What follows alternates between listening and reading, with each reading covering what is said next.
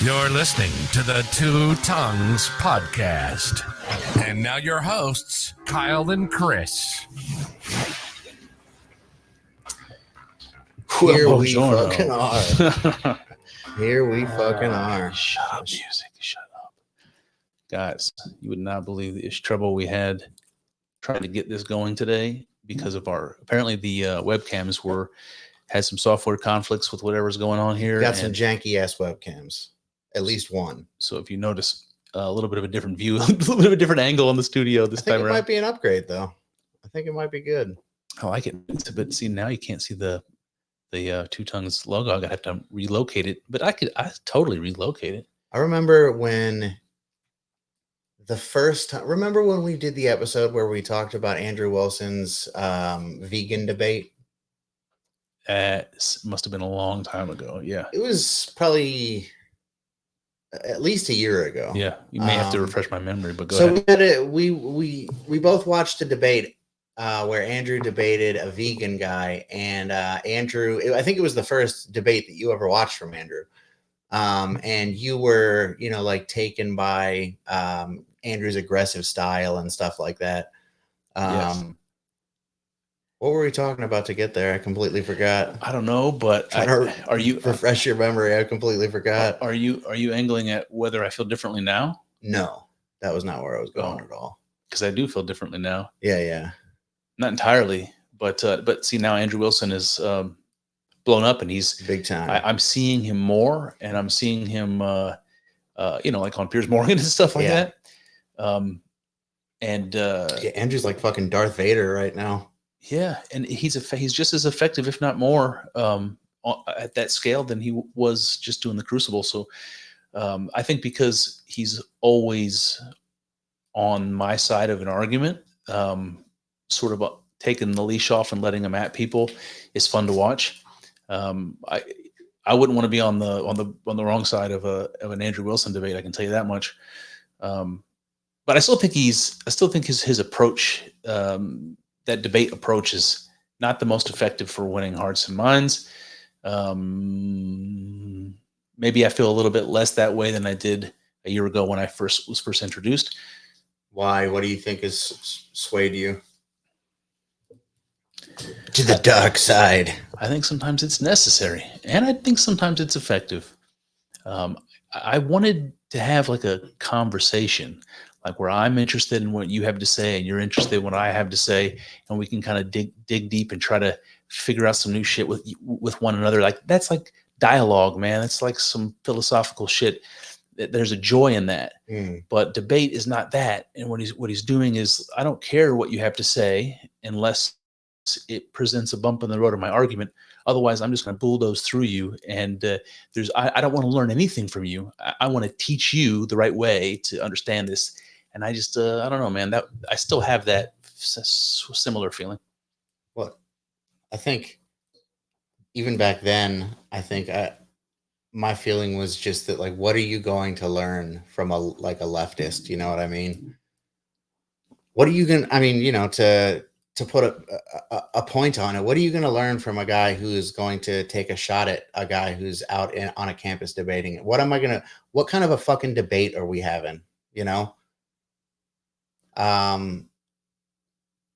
don't know. I mean, obviously not everyone that Andrew has debated is that bad. I'm not saying that, but I do think that there's like a gradation of these like terrible shit person leftists. You know what I mean? Yeah. But I do kind of feel like all throughout it, like they're all just kind of hard to, there's not really any debating with them. You're not changing their mind. True. And I kind of think that was the whole point of Charlie Kirk's thing. It's like, he wasn't really out there trying to change their minds. He knows that these people, a lot of them are so like brainwashed into what they think that they're not changing their fucking minds. I don't know, man. I totally get it. I do think it's interesting though, to try to see where some of these leftists are coming from. I think it's legitimately interesting to try, through asking questions, to really put yourself in their mindset and try to understand the logic that they're following. is, there's something, it's just curious and interesting about that. But a lot of times with these people, you can't get there. There's so much self-contradiction in the whole ideology. It's like cognitive dissonance for me trying to empathize with these people. Yeah, they're very hard to empathize with. Yeah, I don't know. I really don't see like that aggressive style. I'm just fine with, because fuck these people, like just who gives a fuck about these people? I don't know. That's basically all I have to say about that. I'm just like really just like more fed up than usual, because I've got like a pretty short tolerance for that kind of shit anyways. Like I get pretty irritated pretty quickly with just like the complete lack of logic and just any kind of consistent like foundation of belief for anything. It's just like whatever they have to say to make their point or like spin the story the way that they want to, that's what they'll say. So nothing has to be true. I was watching Piers Morgan yesterday, or I think it was yesterday, and Cenk Uygur was on there. I'm pretty sure Andrew Wilson was on there as well. Yeah. But this was right after the news of Charlie Kirk's assassination came out, and Cenk Uygur got to speak first. I don't know how you say his name, if I'm saying it right or not. Cenk. Anyway, so he gets to speak first, and he says some like boilerplate, half-hearted things about the tragedy, and some mealy mouth bullshit. Yeah, and then he says some stuff about how he had Charlie Kirk on, and they always had a dialogue. Like he wanted to try to like attach himself to some of the sympathy and goodwill that's available right now under these terrible circumstances. Yeah, which is a very disgusting thing to want to share in that, to want your piece of it when it has nothing to do with you. Yeah, just for the how it looks to everyone in the public. Mm-hmm. So he kind of attaches himself to Charlie in that way by sharing. We were kind of friends. Yeah, we spoke a couple times, so it hurts me a little more than it hurts you. Yeah. So anyway, then he immediately shifts to his main tirade, which is the message he repeated the entire time, which is that there's just as much political violence on the right. Yeah. And you hear about it so often, all this right-wing political violence. So it was let me see if I can get some PR points here by the fact that I know Charlie in some way, and then also put a spin on everything. Put a spin on it to deflect away from my political party and orientation. Take some of the heat off a little. Try to take a little heat off, and then calling for cool heads and calling for peace. After they fucking shot somebody in the throat. Yep. And then and part of me is like, man, I understand the whole Hatfield McCoy situation. It just keeps bouncing back and forth and getting worse and worse. Yeah. I totally understand that, but it seems obviously cowardly and self-serving to say, once our side has done the assassination, let's let cooler heads lay prevail. Down our guns. Boy, that's just and that's what. Go ahead.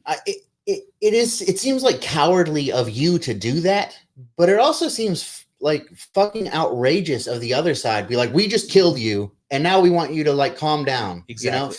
Go fuck yourself. Exactly. I hate, dude. I'm in the process of like deleting X, and not like permanently. I just like deleting it off my phone. Yeah. But I'm just like got some replies and stuff that I wanted, and then I'm done. But I'm just too fucking angry, man. Yeah. Like since this happened, what was it, Wednesday that it happened?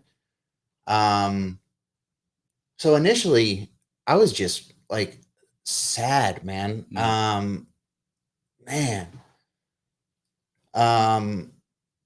didn't even really watch Charlie Kirk. I didn't really, there are definitely conservative pundits and people who talk about politics online. I guess that's what a pundit is. That I like more than I like Charlie Kirk. Sure. And I didn't think that I would be as affected by you know, like had I had any inclination that Charlie Kirk might die, I don't think that I would have thought that I would have been as affected as I was by it. Yeah.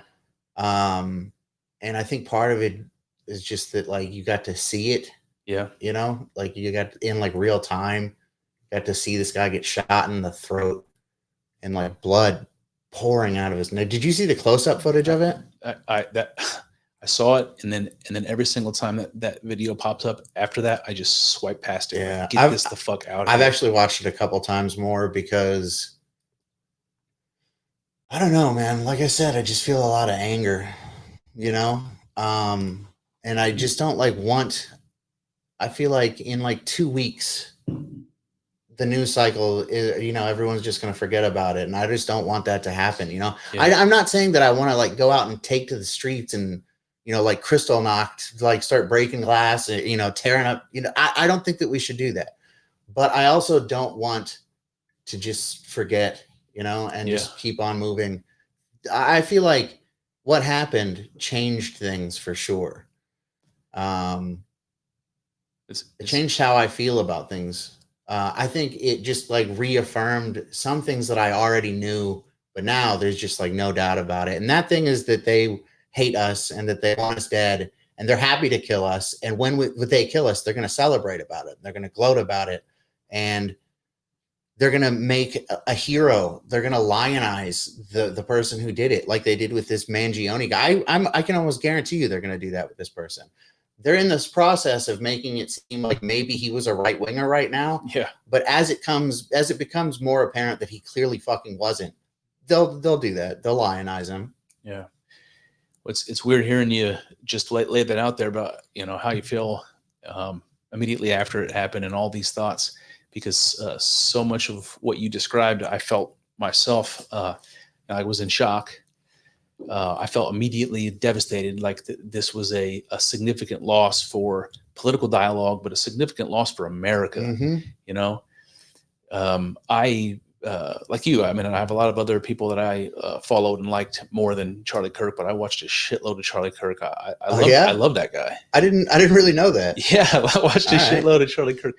It's just nice. It's nice to have somebody with, first of all, a really good head on his shoulders to be able to intelligently talk about topics like Austrian economics. Yeah, you know, stuff that's not easy to talk about. Yeah. But he was also like unashamedly religious and spoke about it boldly. Yeah. And it's just like that Bob at Speaker's Corners guy that I mentioned a few times. It's just like something so heroic about somebody who's willing to do that. And that dude was heroic. I do feel like since we were talking about it at the beginning of this episode, I feel like Charlie Kirk is kind of your Andrew Wilson. You know, he's like, that's your debate style. Yeah, you know, 100%. Yeah, for sure. So I wanted to say that I felt like it hit close to home in a way that I didn't expect. It was a surprise to me, like you were describing. Yeah. You didn't expect to feel quite so much, so heavily about it. And I was asking myself, why? Like, why does this make me? Because I felt when that happened, I felt more connected to that than I did the tragedy of 9/11 when we were in high school. Yeah. And that's a weird thing to say because many one guy, not, you know, and like there's something about a person who is a political figure. Obviously, I'm not saying it's okay to ever kill a political figure, but there's something different about a person who does put themselves out there versus a bunch of people who are just at fucking work or traveling. You know what I mean? There's something that's a little bit different about that. But hugely. I mean, they're both symbolic. Yeah. But this is the assassination of Charlie Kirk is symbolic of something, man. Yeah, 100%. There was like some kind of shift. Like I just feel like things are different now. Yeah. In a very similar way to I did with 9/11. Yeah. So I was asking myself why it seemed to hit me so personally. It was affecting me so much. Like I didn't know him, you know, and it's like if some celebrity dies, that is some celebrity that I like, even it's like, yeah, that sucks, and you feel something. But this was a little different, and I was asking myself why, and I think this is my best guess at this point. I think it's because Charlie Kirk is like my demographic in a sense. Like I'm 9 years older than him, so I'm a little significantly older than him, but we're A little but, significantly. but we're both, we're both middle-aged white dudes. Yeah. We both have, religious sentiments, and we both have a conservative political ideology. And Interesting that you say that. what? Yeah, just what you said. That it hits you more because he's like you. Yeah. Well, because that's something that like black people say. Yeah. Well, we can get to that, but there's truth in that. It's because I see a world leveraged against a man like that. Well, in this case, a man like that is a man like me. Yeah. And so if somebody would assassinate Charlie Kirk for his ideas, because it certainly wasn't from any like failure in his character. He was a nice guy, and he didn't rub it in people's faces. He wasn't making enemies. Yeah. Enemies showed up there, but he wasn't making them. He's not. There are way worse communicators and way more, devious people that are just trying to get one over on you. And he wasn't one of those people. So he was killed for his ideas exclusively, and his ideas are largely my ideas, and that makes me a little bit nervous and scared. Yeah. And I don't want to feel that way, and I shouldn't have to fucking feel that way. Yeah. So I don't know, man. I guess that makes me a little bit self-serving in saying that, but I'm asking myself why I feel it so deeply, and I think there's something floating around in that ballpark that's the reason. Yeah, I think that being self-serving makes sense. In a certain, I guess up to a certain extent, you have to be self-serving. It's you have to survive. You have to survive, yeah. And what were you saying when you said that's something black people say?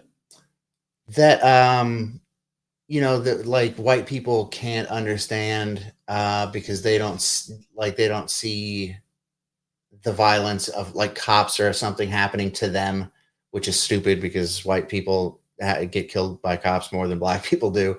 But and also with like movies, they'll be like, oh, well, we never get to see the black princess. You know what I mean? Yeah. It's like a big deal for them.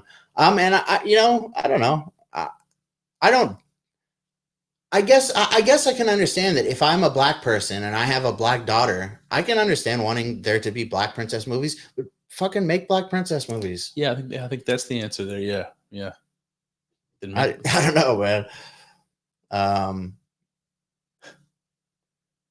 Yeah, but yeah, that's what you said. That's what that reminded me of. So, do you agree with any of that sentiment about that diagnosing the reason it feels so?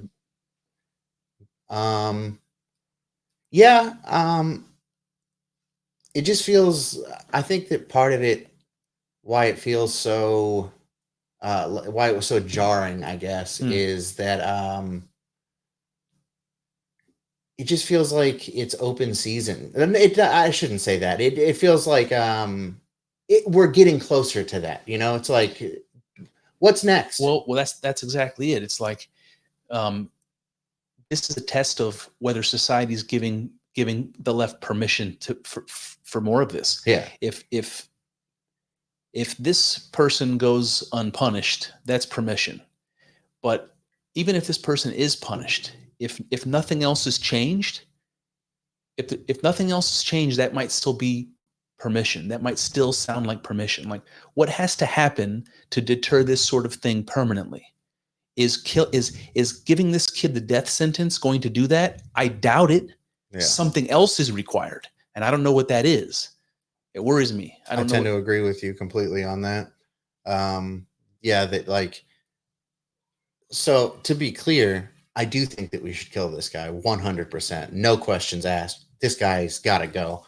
But I do think that killing him might like radicalize them more, but I still don't care. He's got to go. Yeah. I mean, I just feel like you can't allow that kind of thing. Like that has to be a hard line, I mean, I honestly think that we should have a lot more hard lines than we do. Like this no death penalty thing. I think that dude who stabbed that girl on the train, kill that guy. Yeah, absolutely. That any mass shooter that gets taken alive, kill them Why are we fucking around? Kill that person. I probably shouldn't be like saying that. You can get in trouble for on YouTube for that kind of stuff. But that's how I feel.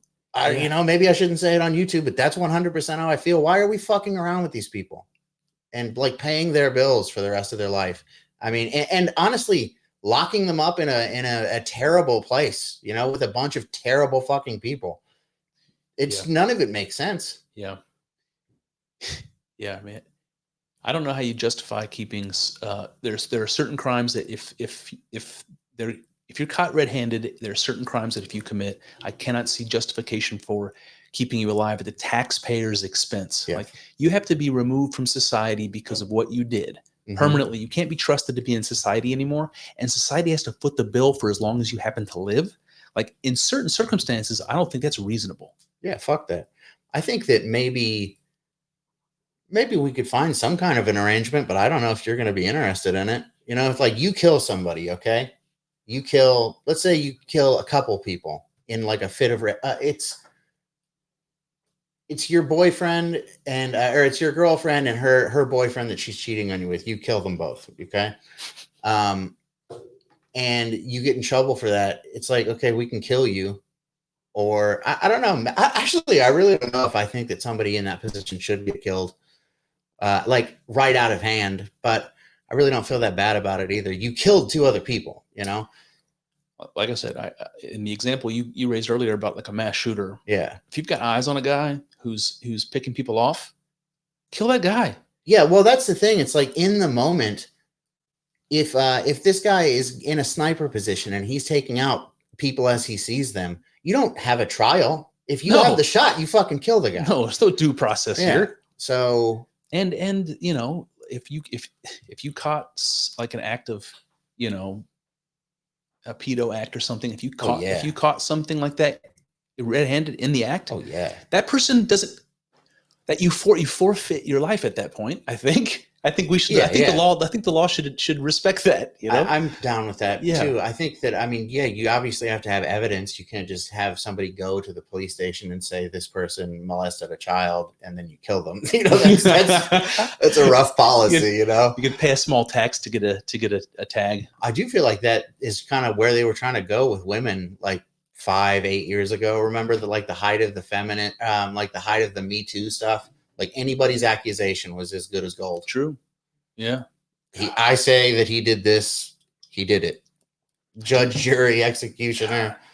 You remember chopping your cock off. You remember the madness of all that deplatforming and Me Tooing and canceling? Do you remember that? I mean, it's not entirely gone, but it's certainly waned. Yeah. But in its heyday, it was madness. Yeah, it was crazy. I feel like it had a huge effect on like culture going forward too. Like it really, like, you know, they talk about Zoomers, like Zoomers aren't fucking, you know, they don't go out. They don't, you know, got like men don't hit on women, things like that because they're afraid they're going to get in trouble. I feel like it had like a really very negative effect on society, that all that Me Too kind of shit, toxic masculinity and the whole lot. How did we get to talking about this? I don't know, man, but we were talking about Charlie Kirk. Yeah. Before we get off that topic, I wanted to broach a topic that is not easy to talk about for a couple of reasons, because it's sensitive and because like it requires some thinking and I don't have any idea. Like I've racked my brain a little bit and I'm not coming up with much. But a little bit earlier I said the death penalty for the person who killed Charlie Kirk isn't enough. Yeah. Exactly. It's not enough to convince anyone that more people like him would be dissuaded from doing the same thing. More has to be done. So the question is what? And I said to you right after this happened that like I was curious to see when Trump finally, decided to have a press conference, what he was going to say. And I was hoping there was going to be some strong words in there about some forthcoming, retribution or justice. He kind of did too. I mean, what's up? Did you think so? Yeah. Well, that White House, when he did the one from the Oval Office, he made it seem like he planned on doing, trying to get some shit done. It's hard to say because he didn't lay out any of what that would be, Exactly. That's what I want. Yeah. And I mean, honestly, ever since this happened, I've been like trying to not have so many problems with people who are on the right. Like, I feel like if the left hates you, then you're my friend, regardless of if you're too far to the left, in my opinion. Sure. And honestly, to the right too. Like, I'm not like criticizing people for being. I have an enemy, and I'm not concentrating on anyone else. I have an enemy that wants me fucking dead, and they proved that, and they're celebrating about it. So yeah, I just don't want any beef with people who are right wing. You know. Yeah, I think that's probably a good call. But it's not. I mean, I seem to be the only fucking person who feels that way. Everyone else is still, Yeah, infighting is still. Yeah. So disappointing. So this idea that the death sentence is not enough to give anybody confidence that anything that has caused this environment that made this sort of thing possible to happen has been addressed. Killing this guy does not do a damn thing to address what has caused this sort of a thing, what's led up to this sort of a thing from happening. Yeah. So when I was texting you about it, I'm like, I don't know what I'm asking. I literally asked you, like, what do you think we could do? What could be done? And all of the ideas that came to my mind, I told you, felt totalitarian. It's like, oh, well, we could censor speech. It's like, well, that's not a great idea. You know what I mean? So I just have this cognitive dissonance about, well, what the fuck can we do? Like, how do we, first of all, can we agree on what the problem is? How do we diagnose what the actual problem is? The problem is not one crazy kid who did this crazy act. I think the problem is there's something in the culture that's churning them out. Yeah. So diagnose it, Kyle. I mean, I'm not a doctor, but I don't know. I think that there's a difference between freedom of speech. I mean, it even says it in the First Amendment, doesn't it? It's like freedom of speech and freedom of press, you know? Mm-hmm. And I feel like there's kind of a difference between those things. Like, I don't think that we should have, like, if I say something in the public square, like we're at a bar and I say something and one of the king's men hears me and puts me to death for it, I think that that's bad. I don't think we should do that.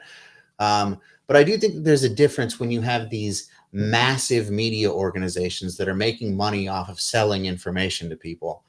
And they are using those to influence people's opinions in fallacious ways, ways that are not true. I think that's a problem, and I don't really have any kind of a problem with curtailing that somehow. Yeah, I think that would probably be a good idea, actually. Yep. So practically, what does that mean? Because I know what the left is going to say. The left is going to say, well, that's censorship. Yes, it is. But in practice, what is that? Is there a way of stripping politics from media? So there would have to be some sort of rule, some sort of law regulating how advertising and funding works for political contributions. Well, that can't happen anymore between media companies and political candidates, or I don't know. There's got to be some mechanism of enforcing politics entirely out of media. It's like you now have to be, everyone has to be bipartisan. You can no longer accept money from political organizations. Yeah. You can't contribute to them.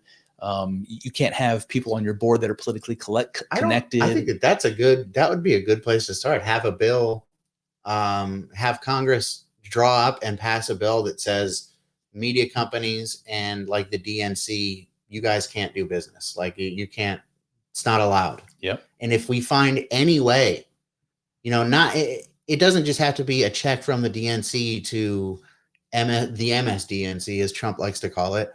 But if there's like some kind of like shell thing where they're like, yep. If they find any evidence of that, you're fucked. Like serious consequences. Yeah, I like that. I would be totally for that. Also, this is this is sort of organic. We're coming up with this on the spot, but I like it.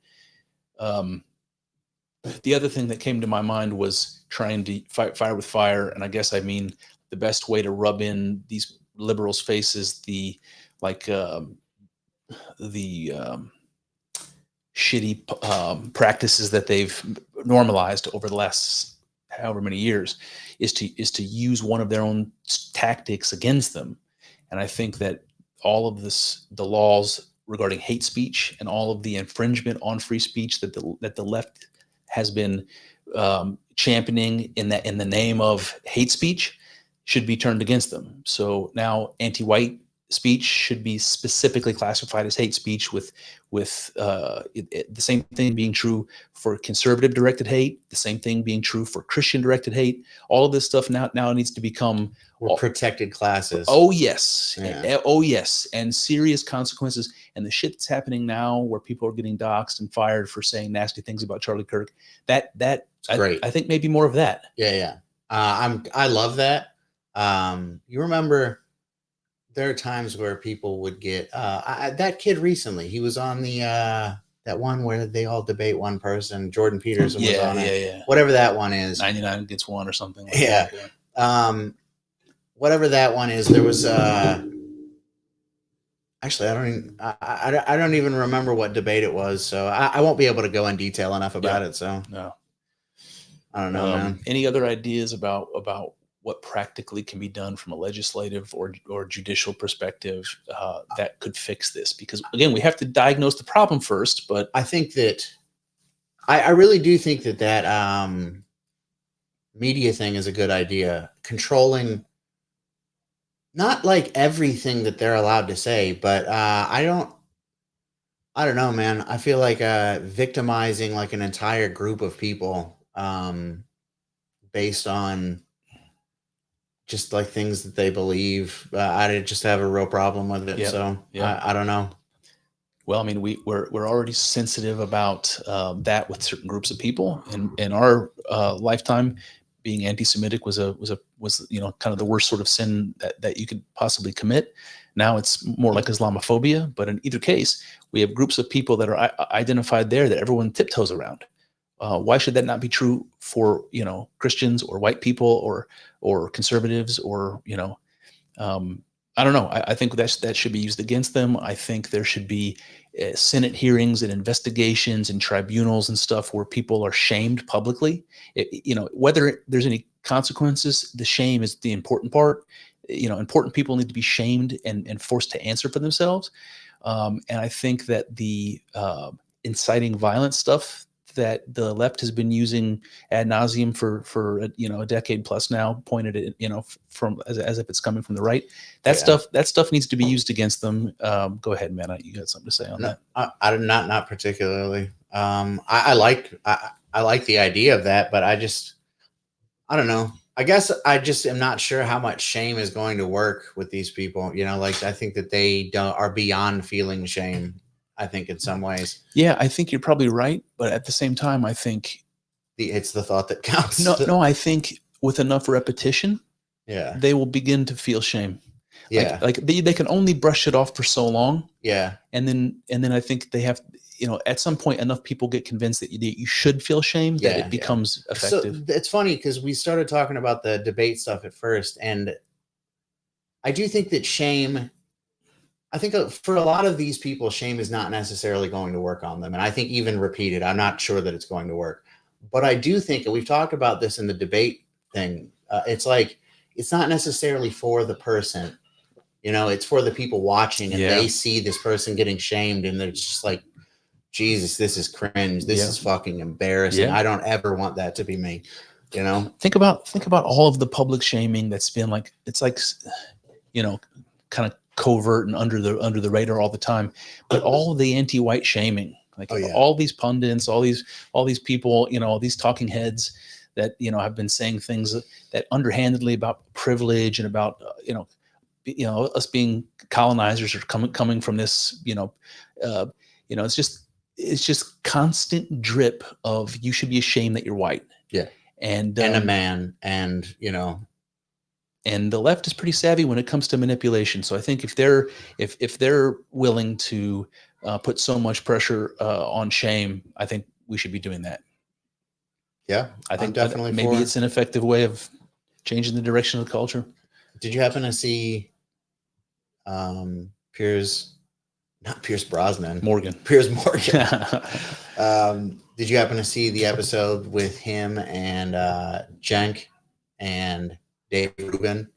I believe so. Yeah. Where Dave Rubin was reading off all the headlines that Cenk and the Young Turks have written about Charlie, and it's like Nazi, stoking fear about women, whatever, you know. And you could tell that Cenk was like, Dave Rubin is another guy that I don't really like that much. But I like him all right. I am just completely, like I said, willing to like just put things aside. Dave Rubin's fine by me right now. And especially with this, Dave Rubin did fucking great in that. You could tell that Cenk was like embarrassed. You could tell, like, just by his face, you could tell he was like, oh, this is not good, you know? Yeah. But he tried to act like, oh, you know, he got like defensive like he does. Yep. You know, Cenk's a fucking big retard. For sure. But yeah, that was great. Kudos to Dave Rubin. Like I said, Cenk all right in my book. Loses all credibility to me when he starts raising his voice and telling people to shut up, which he does all the time. Yeah. It's like, fuck off. Yeah, he is really bad at that. Like that debate technique. Like some people can get worked up and it's good. It's like makes their case more poignant. Yeah. You know, Cenk, he just seems like a big screaming baby. Yeah. Yeah. Like a big brown baby. Okay. I wanted to show something here if I can. I want to show this video here. So this just goes to the idea of doing some kind of prosecution, or at least some kind of public display of shame for all this incitement that's been going on completely unpunished for all this time. Yeah. And there's just a couple of montages that I've been seeing here and there. This one was pretty good, and this one. So let me see, how do I do this? This and this and. Oh no, hold on. I don't want that yet. Joe Biden. I want to share.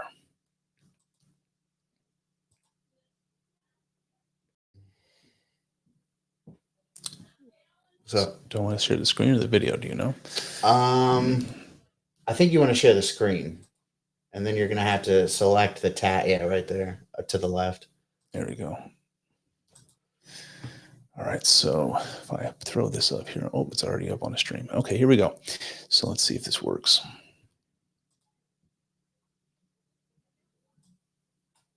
You think Donald Trump is a fascist? Yes, I do. No one has ever been more dangerous to this country than Donald Trump, and he is a fascist to his core. And shut down the Senate! We are at war! We're at war right now. We are at war. So you have to be willing to do whatever is necessary in order to save the country.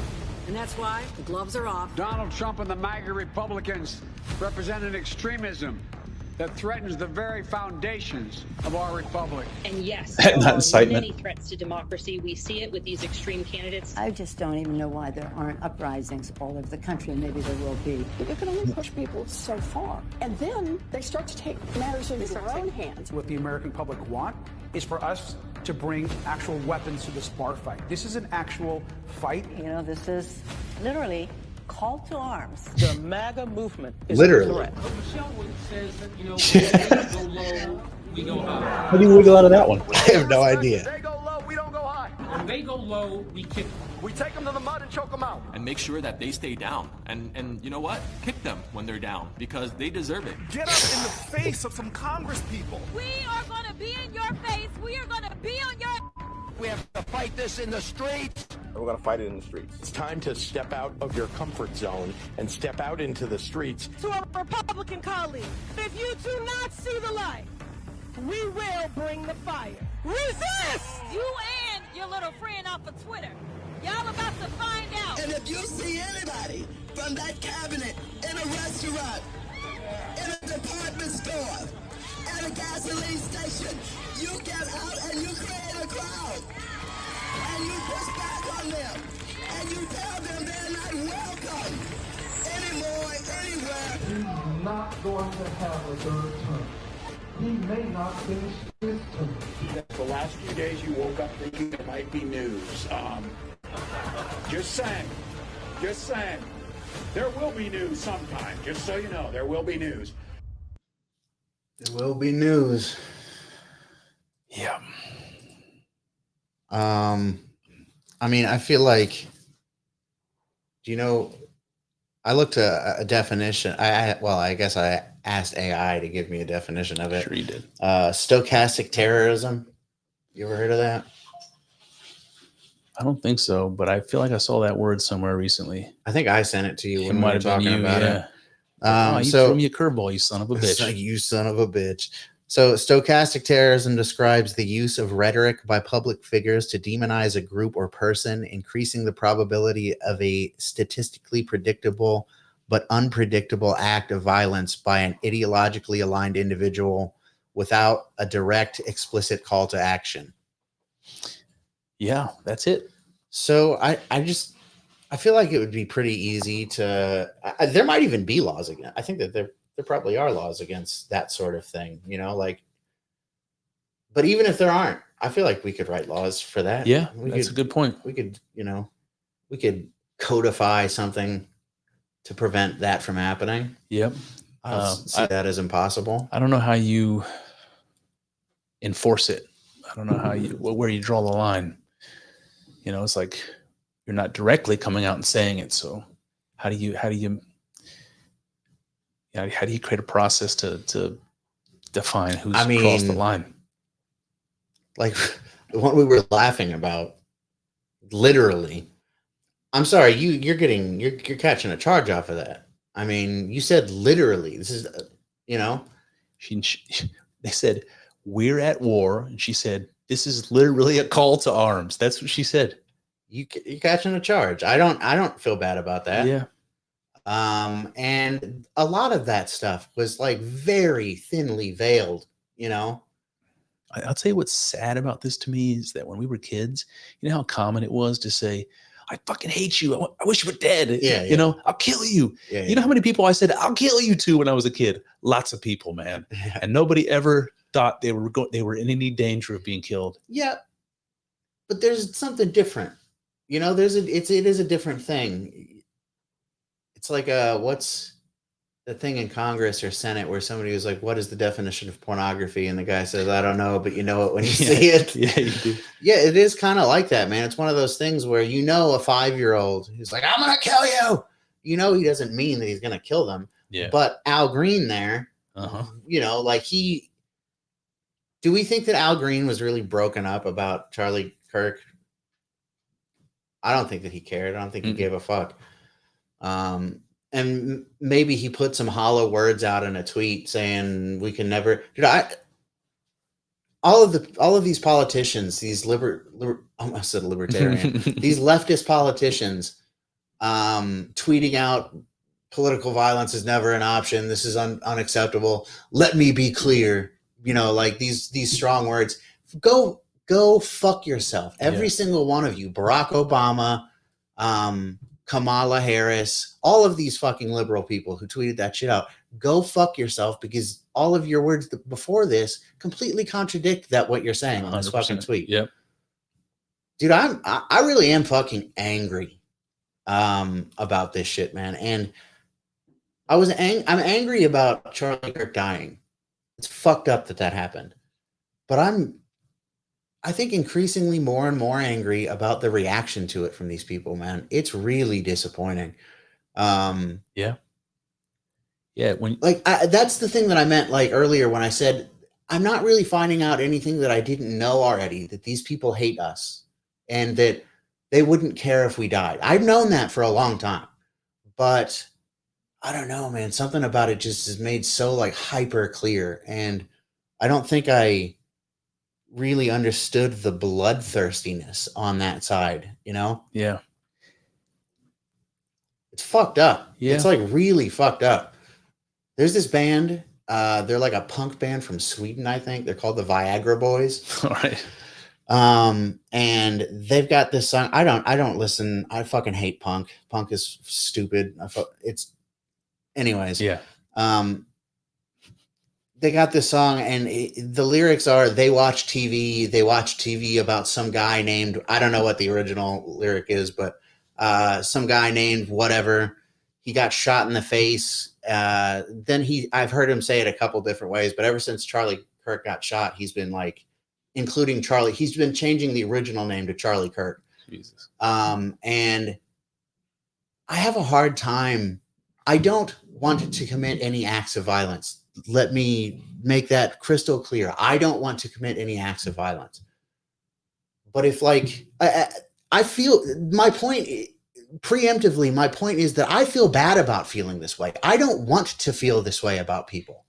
But when I see these people like this piece of shit lead singer from this Viagra band or Viagra Boys band doing that, it makes me feel like, boy, if Viagra Boys got into a Metallica style bus accident, you know what happened with them? Metallica got in a bus accident and their bass player went out of one of the windows and the bus landed on him. Shit. So he died. And if that happened to all of the Viagra Boys, I have a hard time feeling any fucking empathy for you. Sympathy, empathy, whatever the fuck it is. I can't, Yeah. Fuck you. Like, why am I going to feel bad if you all fucking die? I don't want to feel that way about people. Yeah. But when I look at how they're acting about Charlie Kirk, I don't understand. My motivation has to be that I'm a Christian, that I don't want that sort of thing. But boy, the human instinct in me, like, I don't know if the audience can tell, but I'm worked up about this, man. Every time I think about all of this shit these people are saying about how they're happy that this happened, I feel like I live in a country where like almost 50% of it would be fine with us dying, with like communist style up against the wall. Yeah. And it used to seem like maybe people who thought, because again, I've felt that way for quite a while. But it used to kind of be like somebody who felt the way that I've just expressed. It's like, oh, you're paranoid. It's like, come on. Yeah. How you feeling now? How's it feel now that they shot the nice guy in the throat? Yeah. There are much more aggressive people, and there are much more further to the right people than Charlie Kirk. It's like, I just don't. How conservative is a person allowed to be in America? Is there like some kind of line when you got the chart, the left and the right? Draw on the line where we're allowed to be conservative up to. Let us fucking know so that you don't fucking kill us. Yeah. Which, again, I'm being sarcastic because fuck you. You're not determining how conservative this society is allowed to be. And we're going to pull it back to the right. I mean, it's already happening. Yeah. I feel like one of the big shifts. First, before I get to the big shift, how do you feel about the way that people have been reacting? Well, what I texted you specifically about it was I tried to give you like my grandmother's advice, which any good Christian woman would give, which is to remind you to hate the sinner, not the sin. And the way that I put it to you, I hate the sin, not the sinner. Yeah, whichever way it goes. Hate the sin, not the sinner. Yeah. Is that it's hate the sinner, not the sin. Is that I look around at these examples you're talking about, these people cheering and celebrating, and these just disgusting, just uncouth acts. Anyway, I look at that and I see people taking glee in this terrible tragedy, taking glee in death and power. They perceive it as some victory for themselves.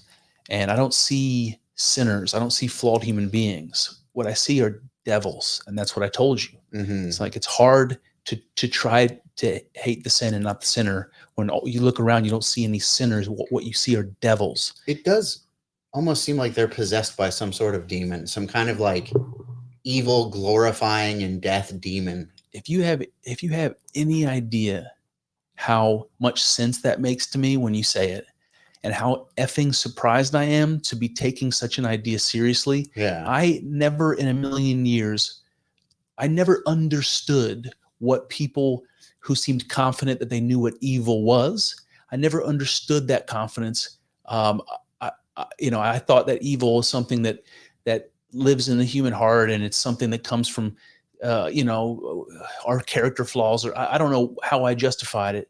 But I never could understand this sort of medieval image of like people, possessed by demons, and I see examples like what you're talking about, and it's like that's the best analogy I could give you, is that this person is possessed by some kind of a fucking horned, red-skinned monster, mm-hmm. so it makes me fearful about this idea of evil in a way that I don't think I've ever been fearful of it before. Yeah. Like it's a real thing, you know, it's fucking freaking me out. I understand. Since I've become a more religious person, yeah, I mean, I was always kind of like demon movies, you know? Yeah, of course. Yeah. Just because I was raised Christian, they've always just kind of freaked me out. Yeah. You know? I don't really like those movies. Yeah. So yeah, no, but especially since becoming Christian again and becoming like a brand of Christianity that is like open to that kind of stuff, you know? Yeah, it's freaky, man. But I don't really like worry about it too much though, because I just feel like you have to be like doing some things, you know, you have to be like kind of opening yourself up to it. I'll tell you what comes to my mind right now is that movie. I really hope you know what movie I mean, even before I say one word. The movie, I'm trying to remember who was in it. It was McConaughey. Oh, and he was killing people because they were possessed by demons. Do you remember? I feel like I do. I feel like if there's a McConaughey demon movie, I surely would have seen so that. Matt is screaming the name of this movie. He's like shaming me for not knowing it. Anyway, there's a couple of scenes in the movie where they're kids, right? They're kids, and I think it's the dad it's the dad who he sees these people, you know, and he sees that there's a demon in them, and so he like kidnaps them and takes them back to the house, and he tells the kids that God has given them this task to kill demons, and even though they can't see that this person is a demon, he can. They have to trust him, and then he kills these people, and the kids are like they know about it, and it's crazy. Okay, so he justifies this terrible act of killing these innocent people because he's sure in his crazy mind that they're possessed with demons, and that is what scares me about this situation right here. Because I'm looking around and I can't be alone here, and I'm seeing these people as demons, and knowing from the example from this movie how once people become demons, then you can do all kinds of terrible things and justify all kinds of terrible things, and that worries me too, man. Yeah, I definitely get that. I do think that there is a line, you know, like you can't go preemptively. We can't have a witch hunt, you know, like we can't round up people that we think might be demons. No, but I do think that if there's like a protest and it turns into a riot, those are demons, you know, like, and they demonstrate themselves to be demons frequently, you know.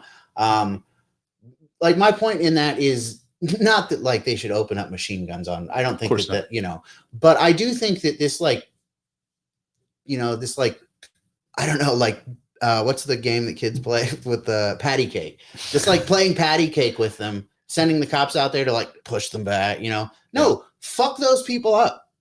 I don't have any problem with that at this point. Yeah. No, fuck you. Get back, get out of here.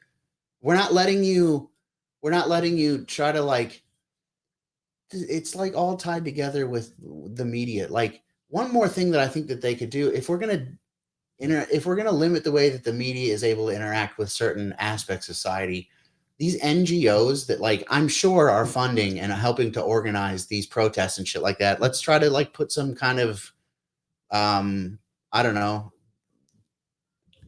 let's limit that in some way too. Yeah, absolutely. Yeah, I don't know. I have been seeing some hopeful things about like I think it might have been like what's the guy's name, a senator from Ohio, Jim Jordan. Oh, okay. So I think I remember, you know, I get some. I don't have it all memorized. It's just coming and going. But there was some legislation that was proposed about requiring that people elected for Congress have to be born a U.S. citizen that can't be naturalized, and things like that. I think that. I think some things like that are probably also a good idea, you know? So there's, I think, going to be some legislation. I just don't know in what form it's going to take, but that there's things like that starting to happen. Yeah. I'm hoping that we get some of these kind of things. Again, I don't, just like the way things are right now, I'm not that interested in being hard on Trump, you know, like I just want to like let him cook. Let's see how things go. So I'm going to try to like, reel it in. But a lot of I don't have like the greatest faith based on how things have been going. So I'm just hoping that like we get something and that it's not just a big nothing. Like I said, I don't want us to forget about it in 2 weeks. No, exactly. Yeah, I think it doesn't have to necessarily even be Trump, but something more needs to happen. I don't understand who else it could really be. It could be Congress doing something, passing some bipartisan thing. Hold my breath on that fucking Congress. But I hate that I would like even sound like I'm hopeful for another law to be passed, because the libertarian in me is just not. It's like something that Congress does so that they are seen as having done something when they have done nothing. Yeah. And whatever they manage to do is going to cost us money. Yeah. Well, the money thing is pretty much undeniable. But the idea that a law has to be pointless, I don't necessarily agree with that, but that's where the money comes into it. A law will be pointless unless you have a plan to enact it and punish, the violation of it. And that costs money, Yeah.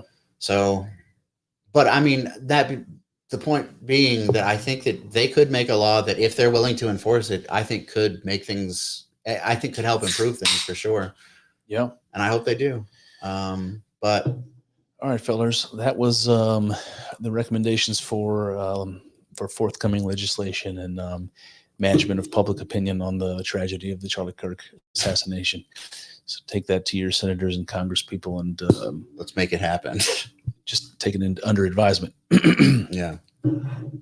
Just brainstorming session, only one, Many more to come. It's actually a more difficult exercise than I thought. Literally, I'm sitting there thinking, like, I kept saying something more needs to be done. Yeah. And I'm like, what? I've been wondering, like, what is going on at the White House? Like, that they have to be sitting around thinking the same things. Like, what can we do? Exactly. And the thing is, they have so much more knowledge of what their power is, Yeah, what they could do. Yeah. I mean, I really do kind of believe that Trump can kind of do whatever he can get away with doing. So I think that that's something to consider. Like, one thing that I've been thinking is all this stuff with Chicago and DC. Like, can we explore those avenues more? Just taking over, like, oh, your city's garbage, like, we're going to take this off your hands. We're going to fix it. Maybe you'll get it back and you won't get it back. Maybe some Illinois person will get it back. Maybe a Chicagoan will get it back eventually, but we're going to straighten things out because you're fucking up. I know that's like you were saying earlier, totalitarian, in a sense, but like so many of the ideas that pop up about what you could do seem either totalitarian or they violate a constitutional right. It's difficult, but I do find that idea interesting that like the National Guard might be leveraged as like a way of like significantly intensifying the police force to the point where even the worst crime-ridden areas would have no way of bribing their way into doing any kind of that crime, at least out in the public, and moving drugs and doing things that they might do there now. And then after a while, maybe it's safe enough where the small businesses actually start to flourish. And then the whole time you're like slowly ramping up their natural police force and phasing out the National Guard. Like there's an idealistic way where this sounds like maybe an interesting way of solving like the inner city problem that's just seems to be unsolvable. But at the same time, the moment you give government, I think the moment you give government this strategy of slowly moving out, right, there's going to be money interests involved. There's going to be corruption, and the government, once the government's got their hands in something, they're never letting go. And like, is Trump going to be in office long enough? And can we trust whoever happens to come in power after? It's just like a precarious thing, man. Yeah. I definitely know what you mean, but I also think that I really don't know what the answer is. Yeah, because I really think it would be a long-term project if the idea is to leverage our huge military to solve this inner city crime problem permanently, Yeah. You know, and even just to experiment with it in a couple cities. I don't know where I was going with that. It's just a nuts idea. But I think it would be a long-term project. I think it would have to be something that the National Guard was doing for a stretch, you know, and then you get used to it. And then it's, how do you? Yeah. I mean, it doesn't mean, I don't know, man. I guess it doesn't mean that the whole country has to be like that. It's like, if you're operating fine, you don't like, just really not, I don't think there's a whole lot of threat of us being in that, you know? And I think that honestly, the places where that they would need it, the people might appreciate it. You know, like you look at El Salvador and people seem to be pretty happy with Bukele down there, you know? And he just said, fuck the Constitution. Can you imagine? I lost it. Go ahead. Now you got my mind on the Bukele topic. If you live in a nightmare, if somebody like, you know, theoretically says, fuck your rights, but they make your life infinitely better. I don't know. I don't know how to feel. I don't know that I feel that they are wrong for feeling positively about Bukele. I'm a pretty big Bukele fan. So yeah, from what I read, it's hard to argue with results. He took it from being like one of the most dangerous countries in the world to being one of the safest in the fucking world, man. Oh, I know what I was going to say. Can you imagine if this idea that I just ran by you was actually used and the inner city, like somewhere really bad, like Compton or Detroit or I don't know, somewhere really bad. The projects. Like recovers. Yeah. And the National Guard. Thriving. Yeah, like there's good signs of hope everywhere, and like things starting looking good, and they phase out the National Guard in place of the cops, and within like, you know, a couple of years, it's just come. Like, can you imagine how fucking disappointing that would be? Yeah, it's like, God damn, man. I think that you might have to have some kind of strategy to prevent that from happening before you let go of the reins, you know what I mean? I don't know what that is, but yeah, corruption's such a problem, man. Yeah. Corruption is one of the problems, but I'm not sure that corruption is the only problem in that. I think that there might be some other problems going on there. Yeah. Do you by any chance see the thing that Sargon of Akkad, you know who he is? Carl Benjamin? Yeah, I know the name. I'm trying to know if I like can register a face when you say that. I don't think so. Carl's pretty cool. I like Sargon of Akkad. But he was doing this thing that was talking about like that African, I think you've heard about this maybe, that African people don't have, like basically none of the sub-Saharan languages have a word for maintenance. Oh yeah, you told me or about a theory that. for maintenance. Yeah. So that's a problem, you know? And also that was not Sargon. Maybe he talked about that, but the other thing is he was talking about their concept of time, how they think about time over there. And it's like, if you're not doing anything, if you're sitting inactive, you're like saving up time. That's how they think about it. Oh, interesting. And oh God, you know, that kind of makes sense if you're in a place where it's like really hot, especially during the day when most people, like at least in our climate, are like working. Yeah, that's the time of day when it's best if you just sit in the shade and then you work late, you know, after the sun goes down. Like that would encourage a culture of just lounging during the day. You know what I mean? Yeah, I think it would be different if they were like working during the night and building like impressive civilizations, but that's not really what's going on. If they were like nocturnal humans, that would be cool, you know? But that's not the case. You know, it's like this idea, it's like that they don't build a bridge, you know, like they just like throw a piece of wood and walk across this. And then when the rain's come and it washes the stick away, it's like, we'll just wait till the water's down and throw another stick down. You know what I mean? Yeah. Like why spend the time?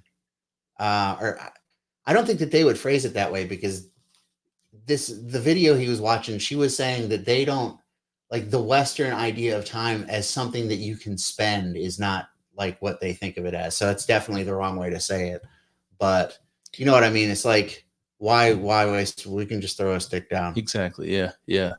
Well, that makes sense too, because that's the inefficiency built into nature. Like the path of least resistance is a normal thing. Yeah, it's pretty limiting though. It's like some kind of weird limitation that's not like forced on them. You know what I mean? It's like it's a limitation that is just like, I'm not going to build a bridge. Why would I build a fucking bridge? Yeah. Well, once you solve the problem, there's no need to continue solving the problem, right? Yeah. So, I wanted to say that that's idea that you just mentioned, you brought up once before about how all these sub-Saharan African languages not having a word for maintenance. I thought about that maybe like a half a dozen times when I was on vacation last week. Oh yeah? Yeah. Where'd you go? I went to an island in the Caribbean. Trinidad and Tobago? Turks and Caicos. Turks and Caicos. And it's this resort. It's like an all-inclusive resort. And it's like, it's, how they do those things. Everything's like awesome. And they make it like, it's like a luxury thing. Everything, the buildings are so Sarah beautiful. Marshall. Huh? It's forgetting Sarah Marshall. It's forgetting Sarah Marshall, but there's like bellhops and fucking people wearing gloves and bartenders. And there's like, people taking your bags and like alcoholic beverages. The thing is, it's tropical. So there's lizards, there's chickens, there's all these different trees and bugs and shit. And so there is an army of staff whose job it is to maintain this place. Every person that works there is black. Okay. So, there was just so many moments where I'm looking around and all I see are just 1,000 black people doing various tasks all over this place and maintaining this garden. I'm telling you, man, I didn't get one mosquito bite while I was there in the fucking jungle. That's impressive. But every day they're cutting the half dead palms off the palm trees. They're cutting the coconut down so they don't fall on somebody's head. They're like edging up the grass because everything's growing so crazy. And they're spraying for bugs and keeping everything under control. It was literally the opposite of that story of it was just black people doing nothing but maintenance everywhere I looked all the time. You stumbled upon like why? Well, here, this is also an interesting topic. It's weird, man. When you go to the Caribbean, it's weird. There's a lot of cultural diversity there that I don't really appreciate and I never quite understood. And there's this. I like the sound of that. A bunch of cultural diversity that I do not appreciate. I'm fucking on board for where this is going. No. You also see the legacy of the colonial period. And so what I mean is, this is like the most proper, the behavior that people were exerting, the language, it was so proper British, it was the whitest culture there. It was like this old fashioned white culture, but everybody was black because everyone's black there on the islands pretty much. So like even their names, they had these like old fashioned white people names like Cecilia and Maud and, it's just strange, man. So I only say that just to contrast that the culture that was around me wasn't like sub-Saharan African culture. It was like colonial English culture, and it hangs on, man. Yeah.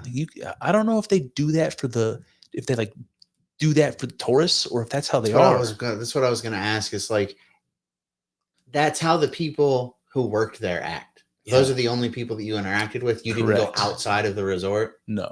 I wonder too. Yeah, I don't know. It's possible. And here's another thing: is it possible that those names on their name tags aren't even their names?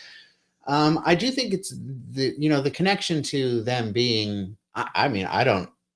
Since it's all English type stuff, it was probably the English that had the island, but I don't fucking know. But that's interesting. Even if it was Spain or whoever, that island still belongs to England. Oh, it still does. Yeah, oh, okay. Interesting. So that is interesting that, you can understand why it would hold on a little bit, Mm-hmm. It remains like I don't know what the status is of a commonwealth or territory or whatever of the UK. Is there like a governor or something? I think so. Interesting. But they use the US dollar as their official currency. because I guess because the tourists they're all using US dollars or whatever. Yeah. It's just easier that way. Interesting. Yeah. I didn't know that was legal. Yeah. Like you're not an American country, but you use I guess I don't know. I guess it's good for us. I'm not really sure if it is or not. This is an incredibly beautiful place. Probably is. And I'll just tell you, since we're on the subject, if you let me, how much time do we have? We may have to wrap it up in like 20-ish, but I'll tell you a couple of really cool experiences I had while I was down there. So one day, the kids, we sent to them to camp. They have like these camps with all the other parents that like want to they want to have sex with each other, or they want to have like dinner by themselves. You put your kids into the camp, and then you can go do your sexy dinner, and then pick up your kids when you're done, that kind of thing. But they'll keep them. There's like an afternoon camp and there's a night camp, and they'll keep them for like hours at a time. So we did that one night because it was our anniversary. We wanted to go have dinner. So we put them in the afternoon because you had to have them checked in by a certain time. And then we had like a couple hours before dinner. So we went to the ocean and we just decided to snorkel around. Yeah. And apparently Turks and Caicos is like the third largest area of natural reefs in the world. I didn't know that, but it makes the snorkeling amazing. Yeah. So we're just like, snorkeling around looking for shells. And all of a sudden, dude, there's like a whole school of snapper of these probably 2 foot long yellow fish swimming right up to me. Like, who is this guy in my neighborhood? And it was a little bit disconcerting. Like, I've never been scared of fish before. I was a little scared of these fish because I'm like, why are you You're coming at me? Why are you not afraid of me? Why are you getting closer? Yeah. And anyway, after a while, I got more comfortable with them, and I was like trying to touch them, and they'd let me get close, but they wouldn't let me touch them. They're too fast. But I found that I was literally schooling with them, dude. Oh, you were swimming? Yeah, you were a fish for a minute? Because I was like, I'm gonna go this way, fellas. And I actually did speak to the fish through my snorkel a couple different times. I was like, "What's good, boys?" and stuff like that to them. But so I just started swimming the other direction, and then I look back, and they're all around me, swimming with me, dude. So I had this magical swim with the fish moment. Pretty cool. Yeah, it was pretty cool. The fish king. And my wife had the same experience, and we saw a couple different species of fish that way. And then the next day we took the kids out because it was so much fun. We took the kids out and did it with them. Yeah. And the older kid was able to do it. And that was a lot of fun too, because we went out deeper than what she's normally comfortable with. But it's a saltwater. She's a really good swimmer now. And the saltwater makes you super buoyant. And so once she got the hang of it, even though we were in at some point, maybe 20 feet of water, that's a lot of water. She was fine.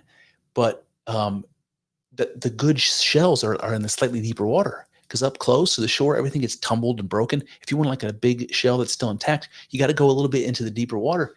And so we were diving down and grabbing these shells from the deep, and she got the courage to do it herself. So here I am watching my 9-year-old daughter with a snorkel on, take a deep breath and dive 15 feet down to the bottom of the ocean. And I don't know, man. I just felt like my daughter was Moana or something. I was very proud of her, to see her do this thing. It was a little bit scary and not easy. It's a long way down. You can feel the pressure in your ears when you get down that low. And every time you grab a shell, it's so cool, man. It's sometimes it's just a little bit of a shiny white surface poking out. And when you get down there and you grab it, you don't know how big it is. So sometimes you're just like, shit. Sometimes there's a fucking creature in it, Yeah. And it was just cool, man. I had some magical moments, including one of the fucking most incredible sunsets I ever saw. It wasn't even the sunset. It was the clouds. When the sun was going down, these clouds were lit up like, I have to show you the picture, dude. It was the most beautiful fucking thing. Nice. So anyway, it was a nice trip, man. We had some interesting experiences. It's awesome. We went on a glass bottom boat. Yeah. Yeah. So you can just see underneath. We saw a sea turtle. That was cool. That is cool. We saw a ray that was easily 4 feet diameter. Huge ray. Pretty cool. And we've had some fish, some American white bread. It's with poisonous Monsanto's pesticides on it. Yeah. They went crazy for it. They love the Monsanto's pesticides. Yeah. Well, they do taste good. They make some good soft bread. I can't help but wonder about how that island runs, I can't help but wonder is there a government where the people who live there are running the government, and does the resort just kind of operate on their own? Like, just like, we got it, we'll take care of the resort. Good question. I think it's probably different from island to island. Yeah. Because like I said, there's a lot of corruption and all kinds of dynamics that I don't understand. But I know it's expensive because everything has to be shipped in, basically. Yeah. So it's everyone's poor and it's expensive. Everything's expensive. It's a terrible situation. And all the revenue coming in that I see is coming in from tourist dollars. A lot of that stuff's in those resorts. They employ a lot of people there. I don't know how much money they make. I wondered that a bunch of times. So I know at least that they would be like welcome as a business for the locals, because a lot of people are going to have jobs that way. A lot of people are going to get tips and stuff. And and imagine if you lived on an island and your choices of jobs were pretty limited and there's a lot of poverty. Imagine your job being going to this luxury resort where there's fountains and beautiful women in bikinis walking around. Might get to get some food out of it. Oh, absolutely. I think also there's probably some underhanded shit that I don't know about protection, especially on islands like the Dominican Republic or Jamaica or some places that are dangerous. There's people are getting paid off. There's political connections. I'm sure that stuff is involved because how could it not be? Yeah. Yeah. And the taxes and stuff that they're getting from those places, obviously. I'm sure there's You went to Jamaica, right? Yeah. And it was like kind of the same way. It's like real nice resort area. Don't want to go to the rest of it. Yeah. Probably should avoid the rest of it. And we did go out off the resort in Jamaica, and it was fine. It was safe. People in Jamaica are, in my experience, they were all lovely fucking people. Yeah. But it was pretty sketchy and poor. And it's like, I've never been. This is maybe I'll admit for the first time a bit of white privilege here. I've never been walking down the street at a place with people all around and be the only white people and just feeling like I'm sticking out like a sore thumb. Yeah. I felt like that in Jamaica, which whatever. I never experienced it before. It was interesting. But the people were great. And the reason I wanted to circle back to that is because on this trip, we got to talking to one of the employees, and a lot of those people there are from the other islands, and this one happened to be from Jamaica. So I was talking about my honeymoon when I went to Jamaica, and I was talking mostly about the food. And she was like, well, did you have salt fish and whatever? And I was like, no, I didn't have that. I had the jerk chicken. I had this Coke bread. And she was like, no, this is like the national dish of Jamaica. You have to have it. Well, later in the trip, they had something like that for breakfast. So I got it. And then when I came back, I saw her again. I was like, yeah, I had that for breakfast. I was like, yeah. She was like, how was it? I was like, it was all right. Yeah. She was like, no. I'm going to make it for you. Oh, shit. Yeah. And she was like, don't say anything about it. I'm not supposed to do this. And she shows up.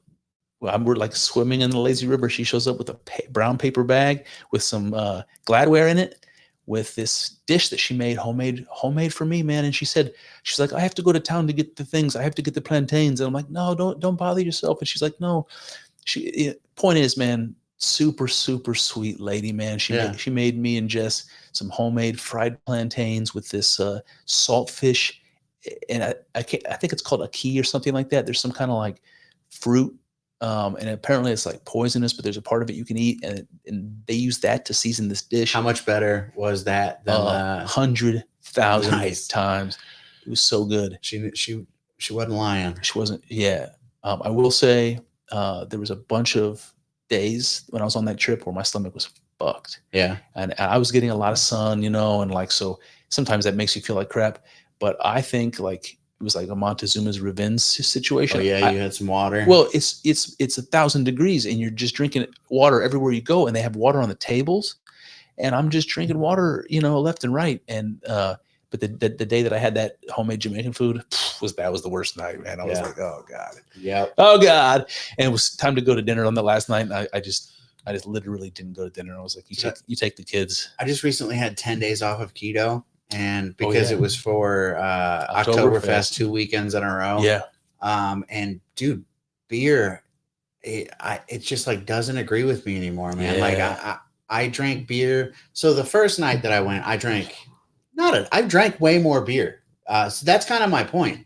But I drank more the first night, and I felt like shit. I threw up when I got home. Wow. I threw up twice in the 2 weekends. And yeah, the beer is just like, and my point is that I've drank way more beer in the past and been, you know, more or less fine. But yeah, it's just like beer's not agreeing with me anymore, man. It's a weird thing. Yeah, I get it. I feel exactly the same way. But I'm getting old, man. I'm 40 now. Sucks I'm an old man. I fucking love beer. Yeah. I don't want to drink vodka and soda all the time. It's a weird turn. I do like vodka. It's weird turn from going from such a somber topic to I don't know why it just popped into my head. But I sometimes like things I used to be able to eat or drink, I can't, man. Like I'll have the worst gas, and it's not like I'm farting up a storm and being disgusting. I'm just like in this terribly uncomfortable, semi-permanent state of pain, and I have to get like, you know, medicine for that. You know, it's like, so I just can't eat broccoli anymore. It's like I'm just, you know, that's just a thing of the past. You know. Yeah, I have my own stomach issues, but I'm glad I don't have that one. Yeah, and honestly, my stomach issues, as long as I'm doing like fairly good keto, pretty minimal. Pretty minimal. So that's nice. So when I got back to the gym after my like 8 days of not being at the gym, I thought, oh, I don't know how this is going to go. I felt I was rested, so my like endurance was okay. But I was 8 days off is a lot. It's a lot, dude. It was a shock how challenging it was to get back into the gym. Fucking old, man. And I did have some of that pumpkin when I got back, because it's out now on draft, and I don't know if anybody here drinks pumpkin beer, but Southern Tier is a brewery that makes a beer called Pumpkin, and I believe it might be the king of the pumpkin beers. So if you've not had it, you might want to try that. And if you can find it on draft, this is ideal. If you can find it on draft, per usual, it's better. It is like 9 or 10%, so it's a bit of a doozy. But they had it at the local pub. We went for wings, and I got one, and man, oh man, was it good. Yeah. I've never been much taken with pumpkin flavored anything really. So I've had pumpkin. It's pretty good. I'm what my wife would refer to as a basic bitch. Yeah. So pumpkins is just part of it, I guess. Nothing wrong with that. Yeah. It's okay to be a basic bitch. I don't know. Just like with the Charlie Kirk thing, I just feel like I feel like they're pushing people further to the right all the time more. This is just like the last thing I wanted to say about that. Yeah. And I just feel like whoever comes after Trump, I just feel like we need to like rally around a good person and like keep them safe at all costs. And I don't know. Hopefully Trump gets some stuff done. I don't know. That's the biggest thing that I want is let's do something. Let's not forget about it in 2 weeks. Yeah. You know? So, and I guess I'll end similarly with my remarks on the topic. I think that diagnosing the problem is like I said a bunch of times at the beginning, is the important thing here is to figure out exactly what is the problem. Is the problem that this one person was assassinated, or is the problem actually something larger? Mm-hmm. I think it's something larger. So, I think ultimately there's a culture of acceptance. And I hate even using that word like that because it's how the left uses it. Like, I fucking hate the overuse of the word culture. But there's something in our culture. There's some sort of parasite that has made it acceptable, and in fact encourages and makes it into a virtue to hate white people, to hate men, to hate conservative people, and to hate Christians, and all of those categories. That, I think, is the problem that needs to be fixed. How is it and why is it that it is encouraged and promoted for people to hate those people? And we heard the language from the politicians and the talking heads. That's how it's being framed, that you have every reason to hate them, and it's morally appropriate that you should. Yeah. And why is that being reinforced? Because that's what. Do you remember, man? Maybe it was a year or more ago, maybe a couple years ago. Every time I would see these videos of, some white girl on the bus that's getting her head just bashed in by some black guy or black girl, or a group of white people getting beat up by a group of black people or whatever. There's all these videos of these. For a while, it was pretty intense in social media. And every time I would see these things, I would caption them some way like, this is the symptom of a problem. Yeah. And I think this whole Charlie Kirk thing is the logical progression of exactly what I was pointing to then. And I was laughed at and ridiculed for doing that on social media. And so eventually I just stopped. And, you know, I don't know, shame on me maybe for stopping, but. One thing I've been feeling recently is like, I just don't know like how much me talking about it is going to make any difference, you know? At least it helps me to organize my own thoughts in my head. Yeah. That makes sense. I don't know, man. Yeah, maybe it helps other people organize theirs, you know? Yeah. All right. Well, that's a depressing way to end. But yeah. All right, you guys. Thanks for hanging out. It's a depressing podcast, man. Well, there you have it. That's one avenue explored, but infinitely more still to go. I hope you enjoyed thinking along with us.